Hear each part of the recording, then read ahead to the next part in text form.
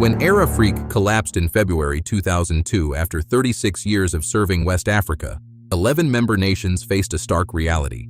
Their shared dream of Pan-African aviation had crumbled under the weight of debt, political interference, and chronic mismanagement. The airline that once symbolized African unity and independence had accumulated debts exceeding 180 billion CFA francs, leaving thousands of passengers stranded and regional connectivity in shambles. Yet even as Air Afrique's final aircraft were grounded, Senegal was already preparing to launch its replacement, convinced it could succeed where the multinational carrier had failed. Air Senegal International would rise from these ashes in October 2003, carrying the hopes of a continent but also inheriting the same toxic combination of political meddling, financial instability, and operational chaos that had doomed its predecessor. The story of Air Senegal International is not just the tale of another failed African airline, but a cautionary example of how good intentions and national pride cannot overcome fundamental structural flaws in airline management. The genesis of Air Senegal International lay in the desperate need to maintain Senegal's position as West Africa's aviation hub following Air Afrique's demise. Dakar's Léopold Sédar Senghor International Airport had served as the primary gateway to Francophone West Africa for decades, but without a national carrier, Senegal risked losing this crucial economic advantage to competitors like Ghana or Nigeria. President Abdoulaye Wade's government moved swiftly to establish the new airline, partnering with private investors to create what officials promised would be a modern, efficiently run carrier free from the political baggage that had plagued Air Afrique.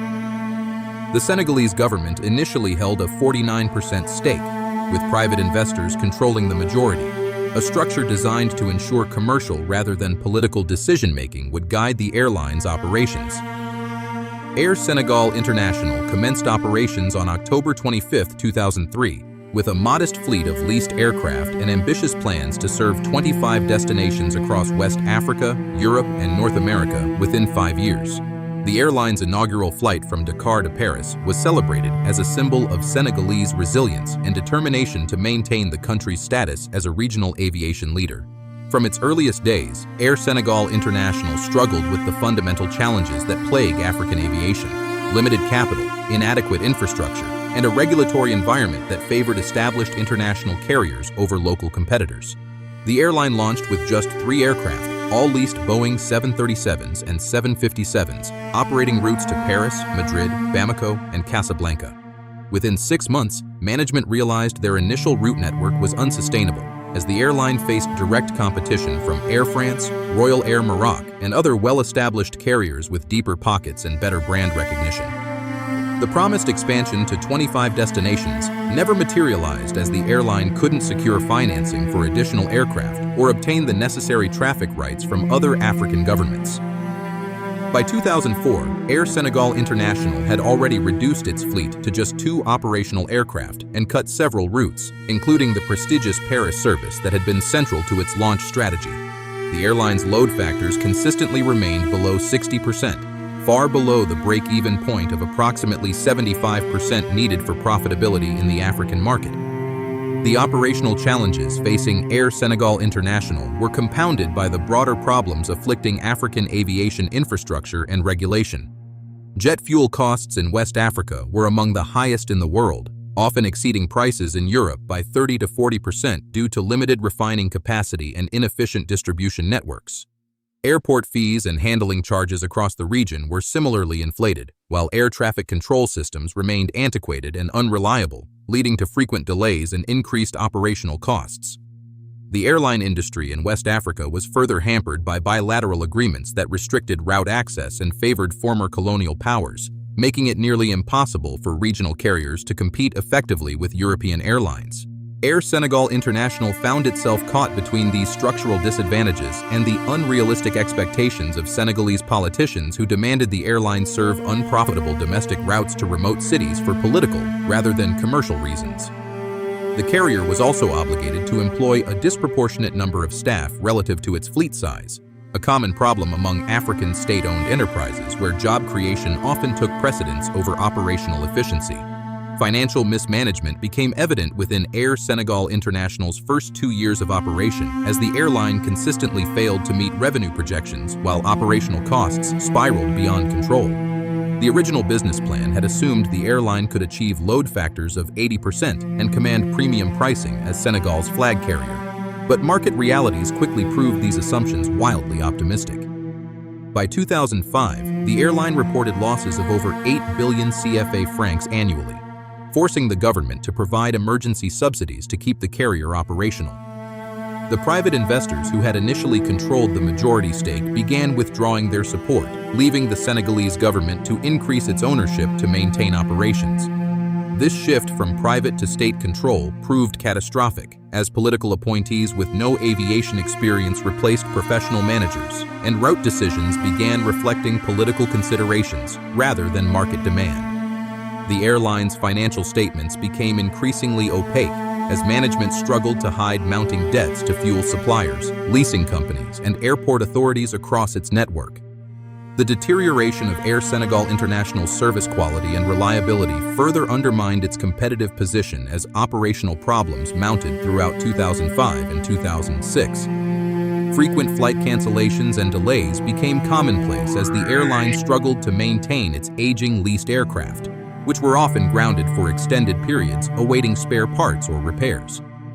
Customer complaints soared as baggage handling systems failed, reservation systems crashed repeatedly, and passenger service deteriorated to levels that drove travelers to competitors despite higher fares. The airline's reputation was severely damaged by a series of embarrassing incidents, including flights departing hours late, passengers being stranded at airports without hotel accommodations, and cargo shipments being lost for weeks at a time. Air Senegal International's on-time performance fell to just 38% by 2006, among the worst in the world, while customer satisfaction surveys ranked the airline near the bottom of all carriers serving West Africa. The negative publicity generated by these service failures created a vicious cycle where declining passenger confidence led to lower bookings, which in turn reduced revenues and forced further cuts to maintenance and service quality. Political interference in Air Senegal International's operations reached its peak during 2006 and 2007 as President Wade's government increasingly viewed the airline as an instrument of foreign policy rather than a commercial enterprise. The president personally intervened in route planning, demanding service to destinations like New York and Washington, despite clear evidence that these routes would be financially unsustainable given the airline's limited resources. Government ministers regularly commandeered aircraft for official travel, disrupting scheduled service and forcing the cancellation of revenue flights at significant financial cost. The airline was also pressured to hire relatives and supporters of ruling party officials regardless of qualifications, bloating the workforce to over 400 employees for a fleet that rarely exceeded 2 operational aircraft. Union leaders, many with close ties to the government, successfully resisted all attempts to reduce staffing levels or improve productivity, arguing that job cuts would betray the airline's mission as a tool for national development.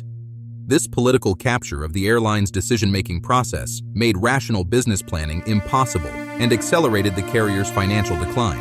The international aviation community's loss of confidence in Air Senegal International became evident in 2007 when several major airports began demanding cash payments in advance for fuel and services, effectively treating the airline as a credit risk.